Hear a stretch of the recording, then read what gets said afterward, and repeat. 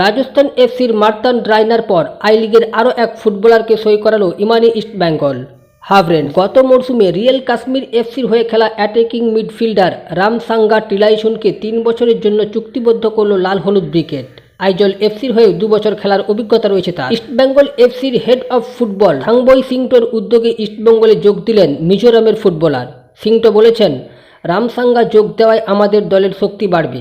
গত মরশুমে আই লিগে ধারাবাহিকভাবে ভালো খেলেছে রামসাঙ্গা, সেই পারফরমেন্সের ভিত্তিতেই ওকে নির্বাচন করা হয়েছে। ভারতের সর্বোচ্চ পর্যায়ের ফুটবলে খেলার ক্ষমতা দক্ষতা রয়েছে রামসাঙ্গার। রাইনার পর রামসাঙ্গাকেও সই করাতে পেরে আমরা খুশি ইস্টবেঙ্গল কোচ অস্কার ব্রুজো। তিনি বলেছেন, রামসাঙ্গার খেলার ধরন বেশ ভালো, উঠে গিয়ে আক্রমণে যেমন সাহায্য করতে পারে তেমনি নিচে নেমে রক্ষণও সামলাতে পারে। মাঝমাঠ থেকে বল ডিস্ট্রিবিউশনও বেশ ভালো, গোল করতে পারে, গোল করাতেও পারে।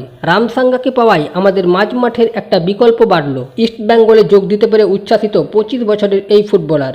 রামসাঙ্গা বলেছেন, ইস্টবেঙ্গলে সই করা আমার কাছে স্বপ্ন সত্যি হওয়ার মতো। ইস্টবেঙ্গলের হয়ে মাঠের সারাটা দিতে চাই, দলকে ট্রফি জেতাতে চাই। ইস্টবেঙ্গলের সমর্থকদের সামনে লাল হলুদ জার্সি পরে খেলার জন্য আমি তৈরি।